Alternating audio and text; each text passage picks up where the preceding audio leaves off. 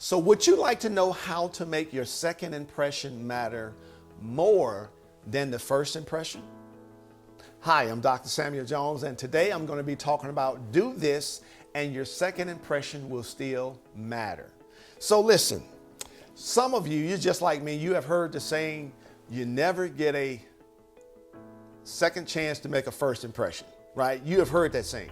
Well, today I'm going to tell you a story, and I'm going to talk about how someone is positioning themselves for a second impression.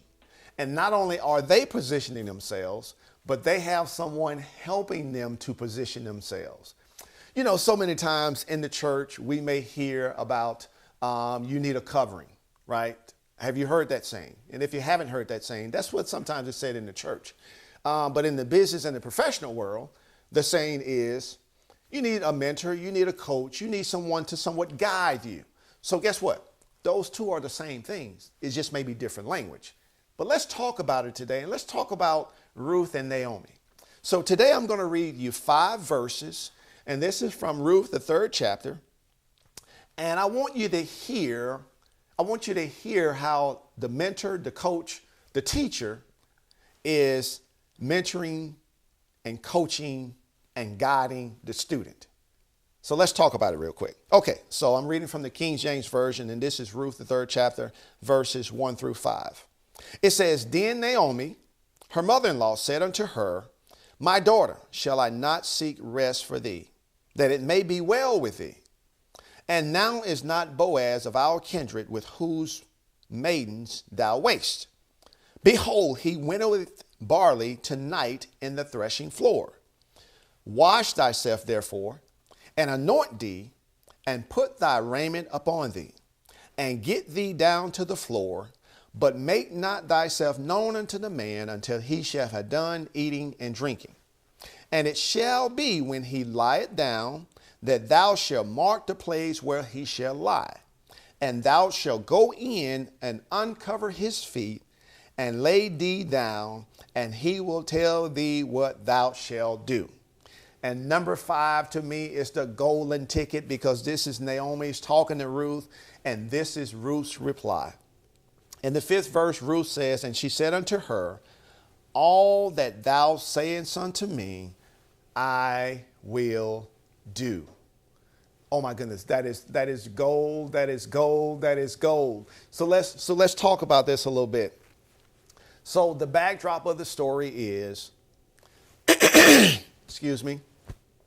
The backdrop of the story is Naomi lost her husband, lost her 2 sons, and she eventually lost her daughter-in-law in a span of about 10 years.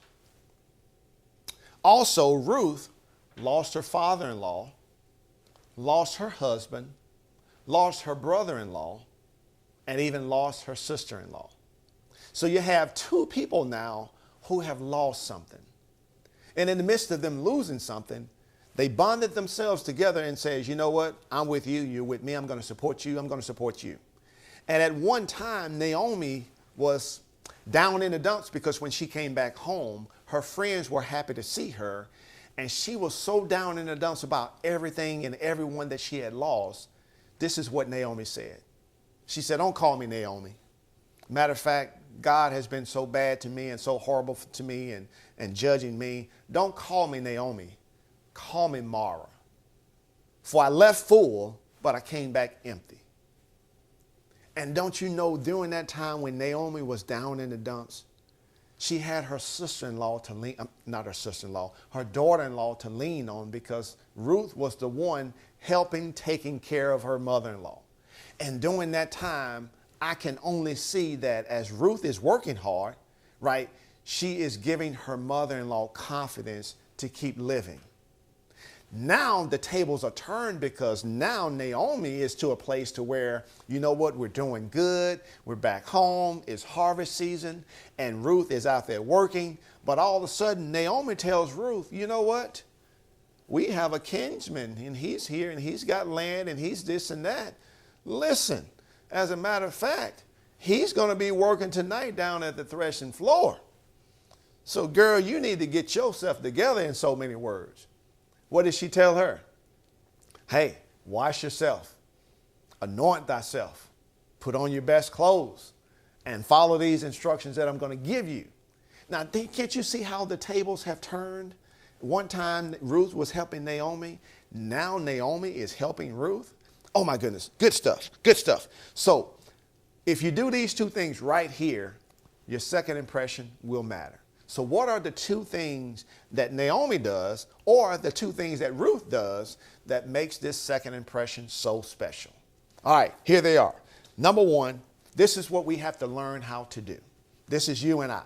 And I promise you, I'm doing this right now because I have I wouldn't say a lot of people. I have several people in my life, and this is what they serve for me. And I promise you, if you want your second impressions to matter, you need to surround yourself with people who do these things. Number one, we have to submit ourselves to a mentor, a teacher, or a coach. That's what we have to do. We have to surround ourselves with people who care about us, who can see things that we can't see, who have experiences that we don't have, that can see, and I'm telling you, direct you to do things to help you successful. Listen, that's what Naomi was to Ruth. Naomi was a teacher. She was a coach. She was a mentor. And you know what Ruth said? Everything that you tell me to do, I'll do it. How many people that you know, if you tell them, if you do these 5 things right here, you can be successful, you can have exactly what you want to do? And I know people who would do the first thing and it wouldn't work for them. And they say, I'm not doing the rest of those things because it didn't work. And you know why it didn't work? Because they didn't do it enough, or they didn't submit to it enough to allow it to work on them. You see, sometimes we want things to work the first time out, and we say, well, why is it not working? Why is it not working? Guess what? It's working.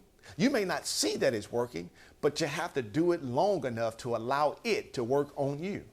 So just because it's not working in your eyes, it's still working on you. Okay, so we have to submit ourselves to a teacher.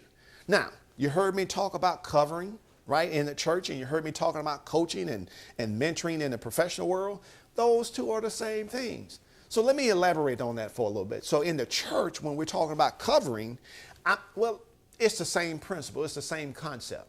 So I don't care if you're in the church or in your personal and professional life.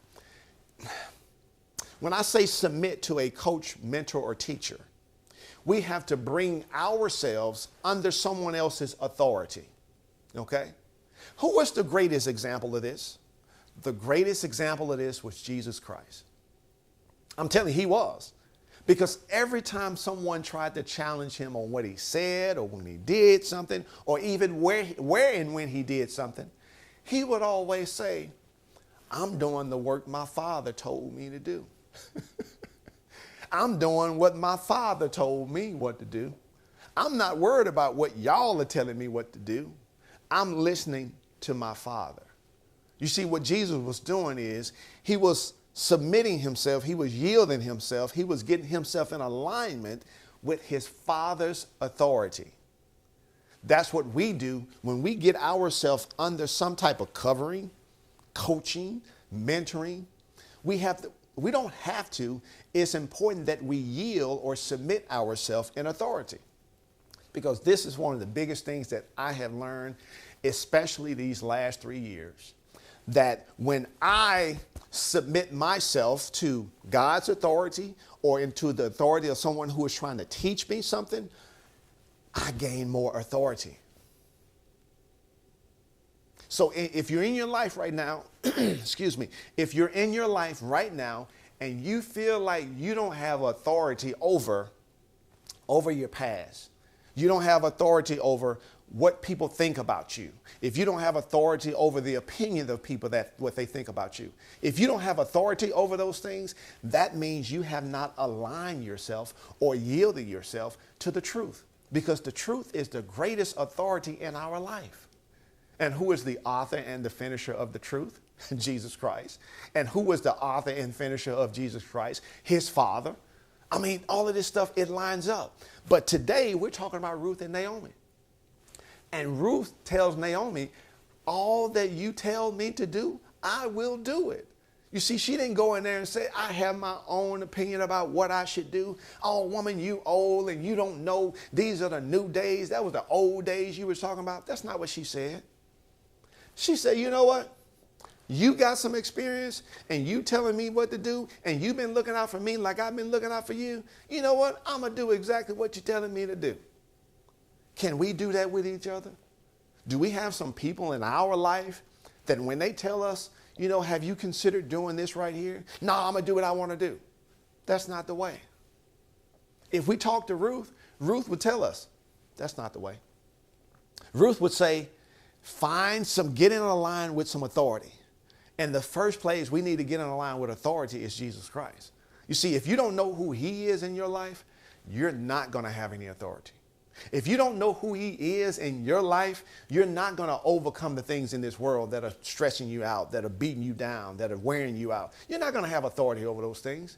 Because guess what? If we submit and yield ourselves to him and he told us, I've done it, now you can do it. Guess what? We're supposed to be able to do it. But if we can't do it, that means we haven't yielded to him. Anyway, so number one, we have to submit ourselves to authority.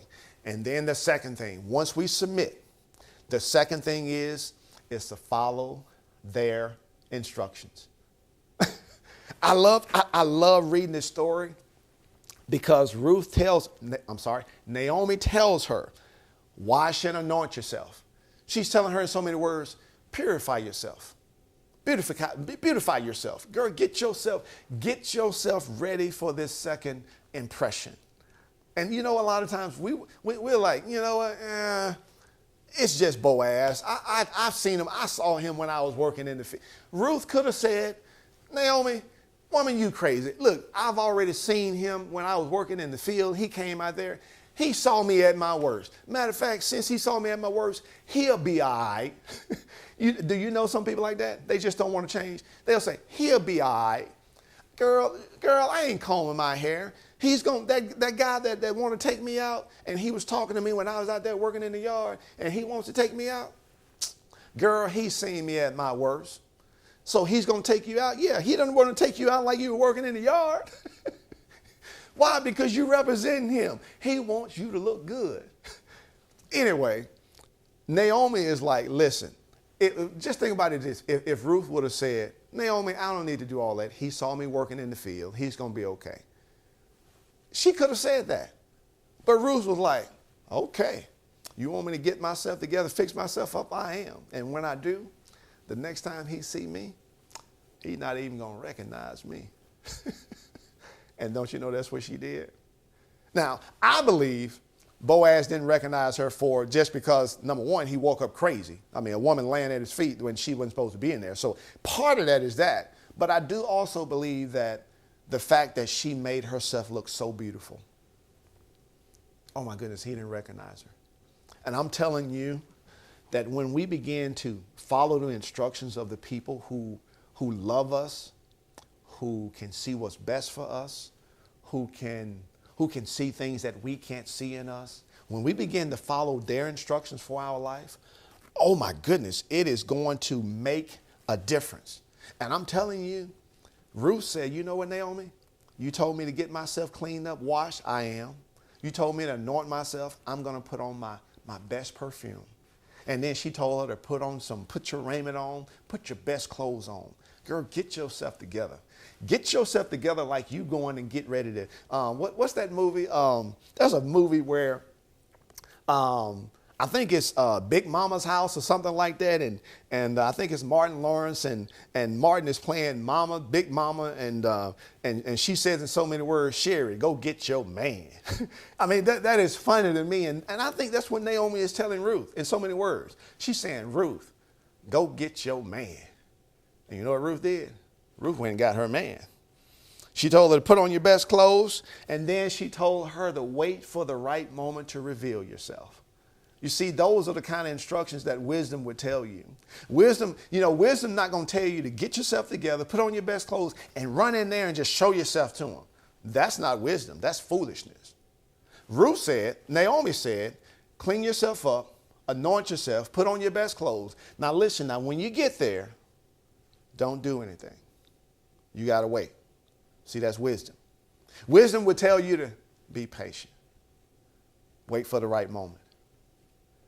You got to wait for the right moment. A lot of you out there, you're trying to take advantage of opportunities, and you're trying to do this and you're trying to do that, and you're pressing and pressing and pressing, but you're not patient. You won't wait. Oh my goodness, you won't wait. And then when she says wait for the right moment to reveal yourself, then she says, now wait for his instructions, because he's going to tell you what to do. You see, Naomi was a wise woman. If you think about it, Naomi probably had a lot of experience at this in terms of helping young women. And Naomi knew that Ruth, that when you get yourself cleaned up and you got the best clothes on and you've anointed yourself, got your perfume on, and you wait for the right time now, then you reveal yourself. She says, girl, you're going to look so good that, yeah, he's going to give you some instructions. And those instructions not going to be, woman, you need to get out of here. Oh, no, it's not going to be those instructions. Those instructions are going to be, oh, you looking for a man? Well, you found him. Now, I do want you to know that I sure would like to be your man, but right now I can't, because there's someone ahead of me who already has rights to you. But I tell you what I'm going to do. I'm going to make a down payment. First of all, I'm going to make a promise to you, but I'm going to make a down payment on that promise. And I'll see you later. Boaz didn't say that, but in so many words, that's what he said. And why did he say that? Because second impressions, because Ruth did those things that Naomi told her to do. And I'm telling you, if we do these things, if we submit ourselves to a teacher, a mentor, or a coach, and then we follow their instructions, I'm telling you, your second impression is going to matter, and your second impression is going to be better than your first impression. So listen, I'm excited. I hope you can feel my excitement through this video, because I can relate to all of these things that's in this story, and I know you can too. So listen, go and do these things. Number one, get yourself in alignment with some type of authority, a teacher, a leader, a mentor, a coach. You know, I have several coaches in my life. I have my pastor in my life. I have my wife in my life. I have some professional friends in my life who give me their perspective and help me to see things that I can't see. And you know what I do? I yield to it. I submit to it. I get in because they giving me authority to overcome my situations. And guess what? They can see things that I can't see. So number one, submit yourself to a teacher, a mentor, a coach. Now make sure that these people well, let me go back. First of all, submit yourself to God. Let's start there. Submit yourself to God. How can we submit ourselves to God? By reading his word. Just read the word and do exactly what the word says. And then submit yourself to Jesus Christ and allow Jesus to reveal who he is in you, because he's your identity. He's in you, and he left a comforter in you. And that's the Holy Spirit, and the Spirit is truth. So let the truth rest in you. So number one, submit and yield yourself to that. And I promise you, when you do that, God will send people in your life that aligns with exactly what he wants you to have in your life. So number one, we start with God, start with Jesus, and then both of those things with his word. And I promise you, you'll see the people who are already in your life that helping you to align with that truth. Number one. And number two, once you have that and you see that and you receive that, follow their instructions. Just follow their instructions. And if their instructions are in conflict with what God said, guess what? You shouldn't be doing it. Okay? Now, I know you're probably saying, well, you're saying a lot of different things. I am saying a lot of different things. But it all starts with God. It all starts with him. So I promise you, if you do these things, we're going to be just like Ruth. Our second impression will still matter. Listen, like the video, comment on this video. If this video helped you, write it in the comment box. I would love to see what you think, and not in terms of what you think, but how it's having a positive impact on you. More importantly, share the video with someone who you think can benefit from this. And last but not least, subscribe to my channel. We're going to be putting videos up every Tuesday and Thursday. And be on the lookout for some other things that's coming down the pipe. And I'm excited about doing more work to help us all be the best version of ourselves, because we're all created in the image of God. And that's what I want to help people to do. So listen, enjoyed it. Look forward to seeing you on the next video. See you soon.